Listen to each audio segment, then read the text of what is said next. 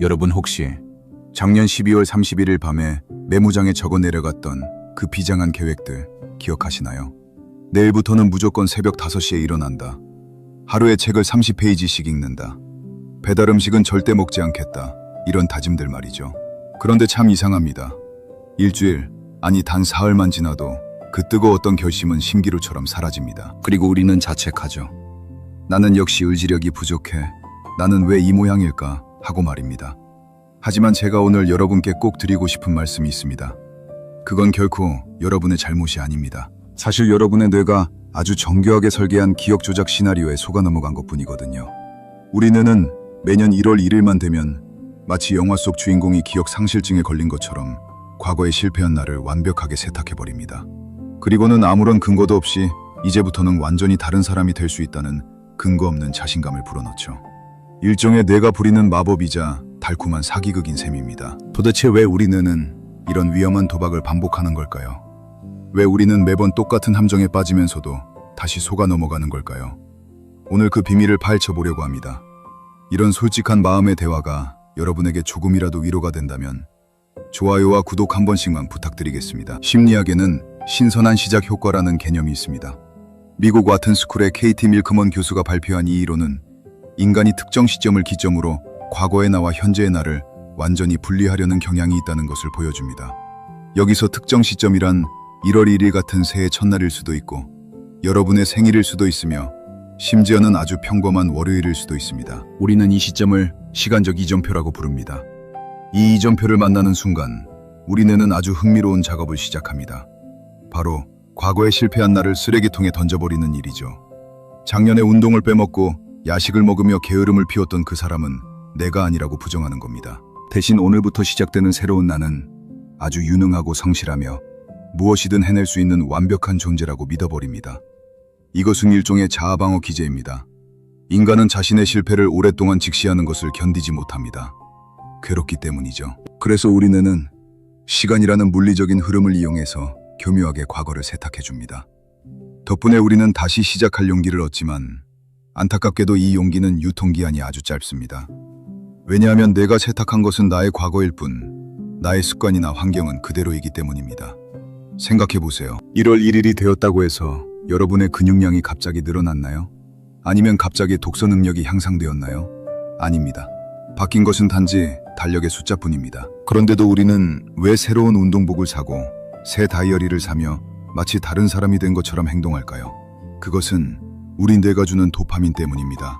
무언가를 새로 시작한다는 느낌 자체가 우리 뇌의 보상 회로를 자극해서 마치 이미 성공한 것 같은 착각을 불러일으키는 것이죠. 이것이 바로 우리가 매년 반복하는 작심삼일의 진짜 정체입니다. 재미있는 점은 이런 뇌의 착각이 현대사회에 들어와서 더욱 심해졌다는 사실입니다. 우리는 매일 아침 눈을 뜨자마자 SNS를 켭니다. 거기엔 어떤 모습들이 보이나요? 새벽 5시에 일어나 오운완, 즉 오늘 운동 완료라는 해시태그를 달고 탄탄한 몸매를 자랑하는 사람들, 정갈하게 차려진 건강식단, 그리고 1분 1초를 아껴 쓰는 갓생러들의 기록이 넘쳐납니다. 이런 영상과 사진들을 보며 우리 뇌는 다시 한번 강력한 체면을 겁니다. 나도 저 사람처럼 될 수 있어. 아니 저렇게 살아야만 해. 라고 말이죠. 하지만 여기서 문제가 발생합니다. 화면 속의 타인은 그들의 가장 빛나는 순간만을 편집해서 보여주지만 우리는 자신의 가장 못나고 구질구질한 일상 전체를 목격하고 있기 때문입니다. 여기서 심리학자 리온 페스팅거가 말한 인지 부조화라는 현상이 일어납니다. 내가 생각하는 이상적인 나의 모습과 실제로 침대 위에서 뒹굴거리는 현실의 나 사이의 간극이 너무 커서 심리적인 고통을 느끼게 되는 겁니다. 이 고통을 해결하기 위해 우리 뇌는 아주 쉬운 길을 택합니다. 바로 미래의 나에게 모든 짐을 떠넘기는 것이죠. 지금 당장 운동을 가는 건 너무 고통스러우니까 대신 내일부터 진짜 제대로 시작하겠다는 다짐을 하며 현재의 죄책감을 씻어냅니다. 다이어트를 결심한 날 마지막 만찬이라며 치킨을 시키는 심리도 마찬가지입니다. 어차피 내일부터의 나는 완벽하게 변할 것이기 때문에 오늘의 나는 마음껏 망가져도 괜찮다는 면죄부를 주는 셈입니다. 이것은 일종의 심리적 할부 결제와 같습니다. 기쁨은 오늘 미리 누리고 그 대가는 미래의 나에게 지불하라고 떠넘기는 것이죠. 하지만 여러분도 아시다시피 미래의 나 역시 오늘만큼이나 피곤하고 의욕이 없습니다. 결국 할부금은 계속 쌓이고 우리는 파산 상태에 이릅니다. 이것이 반복되면 우리 마음속에는 깊은 무력감이 자리 잡게 됩니다. 나는 입만 산 사람이야. 나는 무엇 하나 제대로 끝내지 못하는 사람이야. 라는 부정적인 자아상이 만들어지는 것이죠. 이런 현상을 가속화하는 또 다른 범위는 바로 무엇이든 한 번에 바꾸려는 완벽주의적 태도입니다. 우리는 이진법적인 사고에 익숙해져 있습니다. 성공 아니면 실패, 0 아니면 100이라고 생각하죠. 그래서 계획에서 단 한 번만 어긋나도 우리 뇌는 기다렸다는 듯이 외칩니다. 이번 생은 망했어. 아니, 이번 달은 망했으니 다음 달 1일부터 다시 시작하자라고 말입니다. 이것을 심리학에서는 에라 모르겠다 효과라고 부릅니다. 한 번의 실수가 전체의 실패로 확대 해석되는 순간 우리 뇌는 다시 과거 세탁기를 돌릴 준비를 합니다. 지금의 실패를 없던 일로 만들기 위해 또 다른 시간적 이정표를 찾아 헤매는 것이죠. 월요일이 안 되면 다음 달로, 다음 달이 안 되면 내년으로 미루면서 우리는 영원히 시작만 하는 사람으로 남게 됩니다. 여러분이 지금 느끼는 그 답답함은 여러분의 의지가 약해서가 아니라 뇌가 파놓은 이 달콤한 함정에서 아직 빠져나오지 못했기 때문입니다. 사실 이런 뇌의 과거 세탁은 인간관계에서 가장 뼈아픈 결과로 나타나곤 합니다. 우리는 새로운 연인을 만나거나 새로운 직장에 들어갈 때마다 매번 같은 다짐을 하죠. 이번에는 정말 잘해볼 거야. 이번에는 절대로 화내지 않고 차분하게 대화할 거야. 혹은 이번에는 인간관계에 너무 연연하지 않고 내 할 일만 열심히 할 거야 같은 것들 말입니다. 하지만 시간이 조금만 흐르면 우리는 마치 데자뷰를 겪는 것처럼 똑같은 문제로 갈등을 겪고 있는 자신을 발견하게 됩니다. 그 이유는 간단합니다. 우리 뇌는 관계의 상대방은 바꿀 수 있어도 그 상대를 대하는 나의 무의식적인 반응 체계까지는 세탁하지 못했기 때문입니다. 심리학에서는 이를 대상관계 이론으로 설명하기도 합니다. 우리가 어린 시절부터 쌓아온 타인에 대한 신뢰와 소통의 방식은 마치 몸에 밴 냄새와 같아서 단순히 장소를 옮기거나 사람을 바꾼다고 해서 사라지지 않습니다. 그런데도 우리 뇌는 새로운 시작이라는 마법의 가루를 뿌려서 마치 내가 완전히 성숙한 사람이 된 것처럼 우리를 속입니다. 결국 우리는 자신의 핵심적인 문제는 들여다보지 않은 채 환경만 바꾸면 모든 것이 해결될 거라는 착각 속에 살아갑니다. 이것이 반복되면 사람에 대한 회의감이 들고 결국에는 누구를 만나도 똑같아 라는 비관적인 결론에 이르게 되죠. 하지만 진짜 문제는 상대방도 여러분의 성격도 아닙니다. 바로 과거의 나와 현재의 나를 지나치게 분리해서 생각하는 뇌의 인지적 오류가 문제인 것입니다. 그렇다면 우리는 이 지독한 굴레에서 어떻게 벗어날 수 있을까요?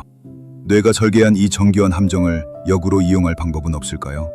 지금부터는 여러분의 삶을 실질적으로 변화시킬 수 있는 3가지 심리 기술을 소개해 드리려고 합니다. 이 기술들은 단순히 의지력을 높이는 방법이 아니라 우리 뇌의 작동 원리를 교묘하게 이용하는 과학적인 접근법입니다. 첫 번째는 시간적 이정표의 단절을 거부하고 연속성을 확보하는 것입니다.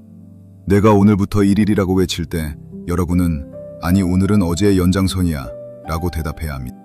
이를 위해 가장 좋은 방법은 실패일기를 쓰는 것입니다.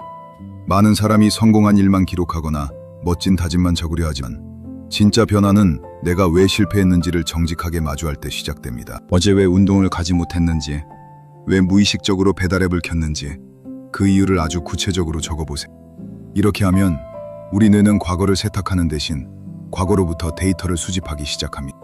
실패는 지워야 할 오점이 아니라 다음 단계를 위한 소중한 학습 재료가 되는 것입니다. 두 번째 방법은 정체성 라벨링 기술입니다. 우리는 흔히 나는 다이어트를 하는 사람이야 라고 말합니다. 하지만 이렇게 말하는 순간 우리 뇌는 다이어트라는 고통스러운 과정을 떠올리며 저항하기 시작합니다. 대신 나는 건강한 음식을 선택하는 사람이야 혹은 나는 매일 조금씩 성장하는 사람이야 라고 자신의 정체성을 새롭게 정의해보세요.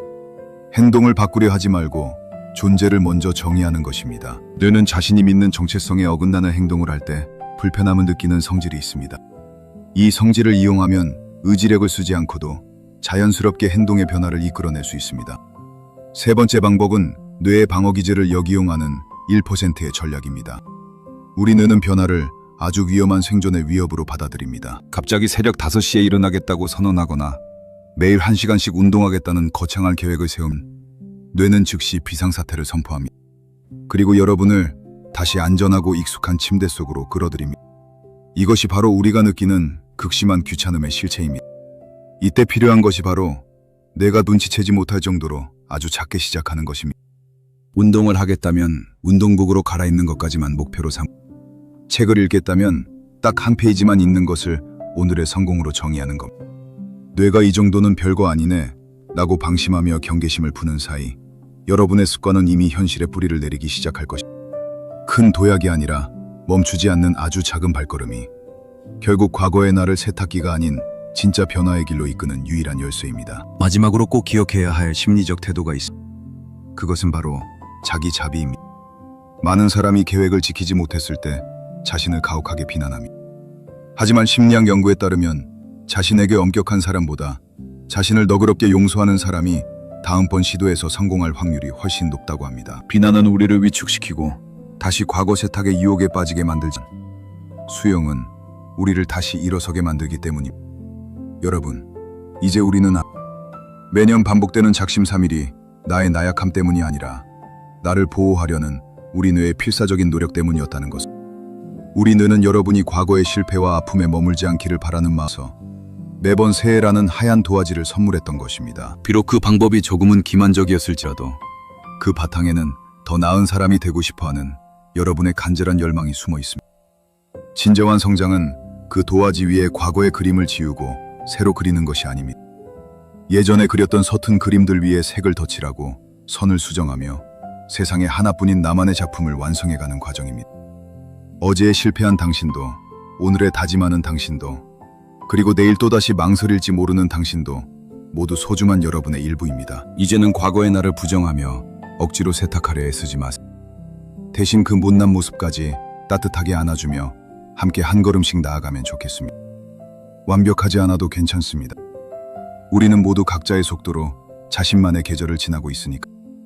오늘 여러분과 나눈 이 대화가 스스로를 조금 더 이해하고 사랑하게 되는 작은 계기가 되었기를 진심으로 바랍니다. 여러분은 이미 충분히 잘해왔고 앞으로도 분명 잘해낼. 긴 시간 끝까지 함께 해주셔서 감사합니다. 저는 앞으로도 여러분의 마음 가장 깊은 곳을 비추는 따뜻한 등불 같은 이야기로 다시 오늘 밤은 부디 자신에게 수고했다는 한마디를 건네며 평온하게 잠드셨으면 좋겠습니다.